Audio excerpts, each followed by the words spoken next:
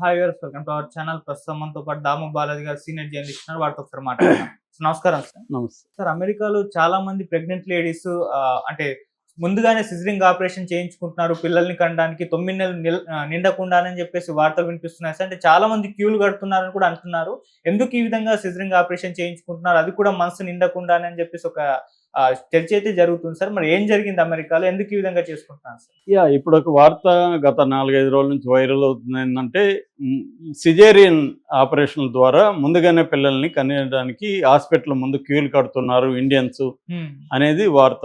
అది ఎందుకు కడుతున్నారంటే, మామూలుగా అక్కడ బర్త్ సిటిజన్షిప్ అనే ఒక కాన్సెప్ట్ ఉంది అమెరికాలో 150 ఏళ్ళుగా. అదేంటంటే అమెరికాలో బిడ్డ పుడితే ఆ బిడ్డకు సిటిజన్షిప్ అనేది వస్తుంది అనేది బర్త్ సిటిజన్షిప్ యాక్ట్. అది దాని ప్రకారం జరుగుతుంది. ఇప్పుడు ట్రంప్ వచ్చి దాన్ని బ్రేక్ చేశాడు, ఒక ఎగ్జిక్యూటివ్ ఆర్డర్ ఇష్యూ చేశాడు. ఆ ఎగ్జిక్యూటివ్ ఆర్డర్ ప్రకారం ఫిబ్రవరి 20 నుంచి 20 తర్వాత పుట్టే వాళ్ళకి ఈ రూల్ ఇంకా వర్తించదు. అంతకు ముందుది వర్తిస్తుంది. ఎందుకంటే దాన్ని రిట్రో అప్లికేషన్ అంటారు. అంటే వెనక్కి వెళ్ళి అప్లై అవుతుందన్న రూల్ లేదు. ఇప్పటి నుంచి డెడ్ లైన్ పెట్టారు. 20 తర్వాత పుట్టిన వాళ్ళకి అందరికి కూడా ఇది వర్తించదు. ఇది వర్తించాలంటే ఒక 3-4 కండిషన్లు ఉన్నాయి. అదేమంటే పేరెంట్స్ సిటిజన్స్గా ఉండాలి, అమెరికన్ సిటిజన్స్గా, లేకపోతే మిలిటరీలో పనిచేసి ఉండాలి, గ్రీన్ కార్డు ఉండాలి, అట్లాంటివో కొన్ని కండిషన్లు ఉన్నాయి. అంటే ఏదేమైనా అక్కడ బిడ్డ పుడితే సరిపోదు, దానికి సంబంధించిన కొన్ని రూల్స్ని ఫ్రేమ్ చేశారు. ఇప్పుడు చాలామంది ఆల్రెడీ ప్రెగ్నెంట్గా ఉన్న వాళ్ళు అమెరికాలో ఉంటున్నారు. వాళ్ళు పేరెంట్స్ సిటిజన్స్ లేరు, గ్రీన్ కార్డ్ లేదు. వాళ్ళు ఏదో టెంపరీ వీసాల మీద వెళ్ళడమో, అంటే టూరిస్ట్ వీసాల మీద వెళ్ళడమో, లేకపోతే స్టూడెంట్ వీసాల మీద ఉండడమో, లేకపోతే H1B మీద ఉండడమో, ఇలాగా ఏవైనా కూడా వాళ్ళు పర్మనెంట్ సిటిజన్స్ కాని వాళ్ళు అనేక మంది అక్కడ ఉన్నారు, ప్రెగ్నెంట్గా ఉన్నారు. ఇప్పుడు వాళ్ళకి ఈ రూల్ వచ్చి పెద్ద వాళ్ళ అమెరికన్ డ్రీమ్ అంటారు. అమెరికన్ డ్రీమ్ అంటే అమెరికాలోకి వెళ్ళి సెటిల్ అయ్యి డాలర్స్లో సంపాదించుకోవాలనేది ప్రపంచవ్యాప్తంగా అన్ని డెవలపింగ్ కంట్రీస్లో ఉన్న డ్రీమే. అది ఇండియాలో కూడా బలంగా ఉంటుంది. ప్రతి ఒక్కరి డ్రీము అమెరికాకి వెళ్ళి సెటిల్ అవుదామని ఉంటుంది. అమెరికన్ సిటిజన్షిప్ ఉంటే ఇంకా బెటర్ అనమాట. కాబట్టి అందరూ కూడా అమెరికన్ సిటిజన్షిప్కి కలలుగా అంటుంటారు, గ్రీన్ కార్డుకి.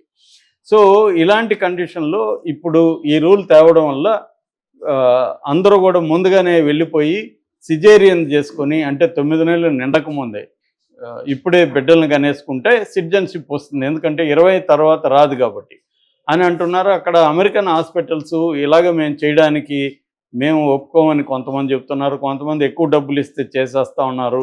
ఇలాంటి వార్తలు అయితే వైరల్ అవుతున్నాయి.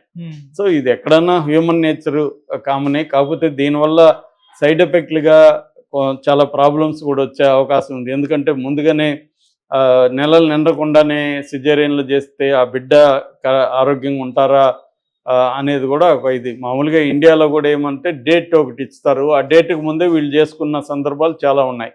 ఎందుకు వీళ్ళకి ఇక్కడ ముహూర్తాలు ఇవన్నీ, ఈ ఫలాని ముహూర్తం టైం చూసి చేయండి, ఇవన్నీ కూడా ఎప్పటి నుంచో జరుగుతున్నాయి ఇండియాలో కూడా.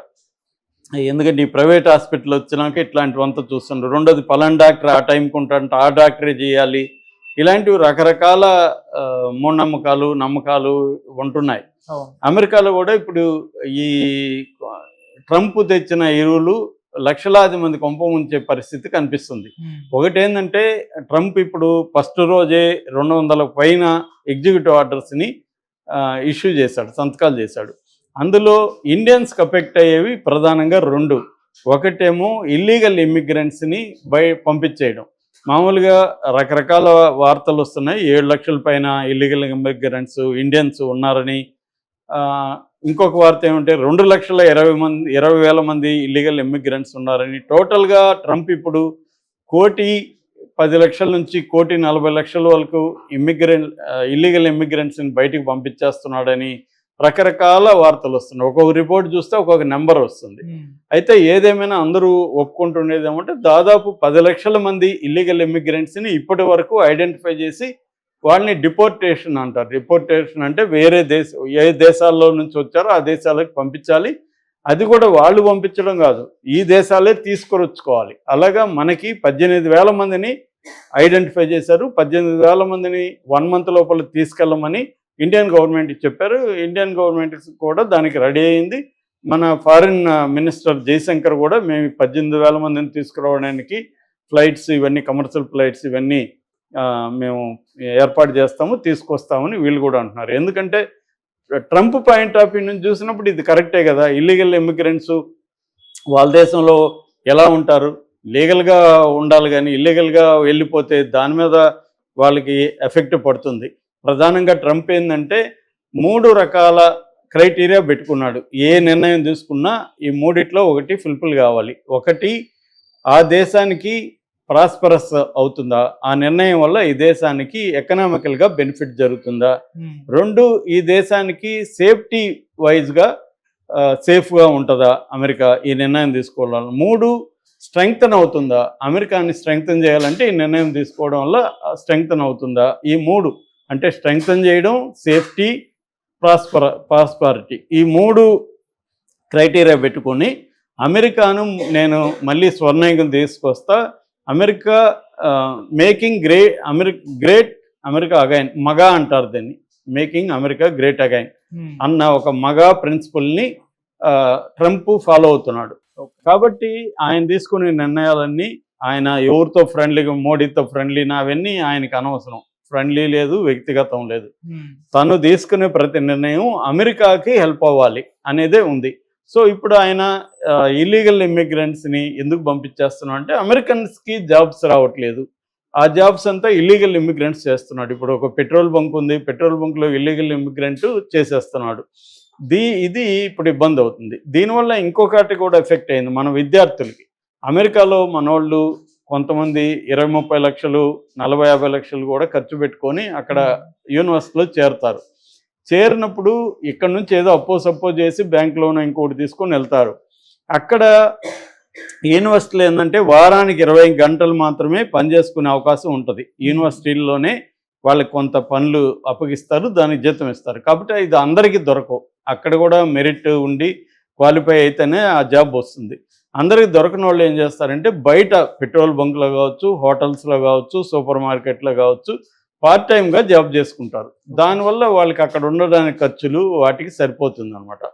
అలాగా చదువుకుంటూ జాబ్ చేసుకుంటూ ఉంటున్నారు. ఈ మధ్య ఏమైందంటే మొన్న కూడా 11 మందిని అరెస్ట్ చేసేశారు.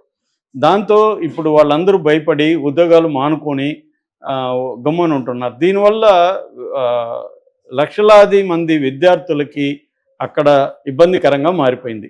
అంటే వాళ్ళు ఇండియా రాలేరు ఇమీడియట్గా, అక్కడేమో చదువుకోవాలంటే డబ్బులు సరిపోదు, వాళ్ళకి ఉద్యోగం లేదు, ఇటువంటి ఇబ్బందులు అయితే వాళ్ళకు వచ్చాయి. ఇవన్నీ రావడానికి కారణం ట్రంప్ తీసుకున్న నిర్ణయాలే. కాకపోతే ట్రంప్ని మన పాయింట్ ఆఫ్ వ్యూ నుంచి చూస్తే మనకు ట్రంప్ ఘోరంగా అనిపిస్తాడు, కానీ అమెరికన్స్ పాయింట్ ఆఫ్ వ్యూ నుంచి చూస్తే ట్రంప్ అమెరికా బెటర్ అవ్వడం కోసం చేస్తున్నాడు. ఎందుకంటే అమెరికన్స్కి ఉద్యోగాలు రావాలంటే వాళ్ళ ఆపర్చునిటీస్ని వీళ్ళు తీసుకుంటున్నారు. ఇవి మనకు కూడా ఉన్నాయి కదా. ఇప్పుడు మన రోహింగ్యాసు ఇటువంటి బంగ్లాదేశ్ నుంచి మిగతా పక్క దేశాల నుంచి మన ఇండియాకి ఇల్లీగల్ ఇమిగ్రెంట్స్ని మన వాళ్ళు గుర్తించి వాళ్ళని బయటికి పంపించాలని డిమాండ్స్ ఇక్కడ కూడా బలంగా ఉంది. ఎందుకంటే వాళ్ళు వచ్చి మన అవకాశాలని, మన ఉద్యోగాలని వాళ్ళు తీసేసుకుంటున్నారు. కాబట్టి ఇప్పుడు మనకు కూడా సౌత్ ఇండియాలో చూస్తే మొత్తం నార్త్ ఇండియా, నార్త్ ఈస్ట్ వాళ్ళు నిండిపోయారు. ఇప్పుడు హైదరాబాద్లో చూస్తే గత 10 ఏళ్లలో విపరీతంగా పెరిగిపోయారు వాళ్ళు. దానివల్ల రేపొద్దున ఇక్కడ నుంచి కూడా ఇటువంటి ఉద్యమాలు రావచ్చు. ఇప్పటికైతే లేదు, కానీ తెలంగాణలో రేపొద్దున రావచ్చు. హిందీ వాళ్ళ వల్ల, నార్త్ ఈస్ట్ వాళ్ళ వల్ల మాకు ఉద్యోగాలు రావట్లేదు. ఎందుకంటే వాళ్ళు తక్కువగా దొరుకుతారు, వాళ్ళు పెద్ద గొడవలు చేయరు, కాబట్టి వాళ్ళని పెట్టుకుందాం అనేది అందరూ అనుకుంటారు. ఇప్పుడు ఒక తెలంగాణ వ్యక్తి, ఒక ఒరిస్సా నుంచి వ్యక్తి ఒక రెస్టారెంట్లోకి జాబ్కి పోయారనుకో, ఆ రెస్టారెంట్ ఓనర్ ఏమనుకుంటాడు, ఒరియా వాడిని పెట్టుకుంటే బెటరు, వాడు ఎక్కువ గంటలు పనిచేస్తాడు, రేపు గొడవకు రాడు. తెలంగాణ వాడైతే ఎవరినో వేసుకొని ఒక 10 మందిని గొడవకు రావచ్చు, వీళ్ళు చెప్పిన మాట ఎండరు, ఇలాగా అనుకునే అవకాశం ఉంది.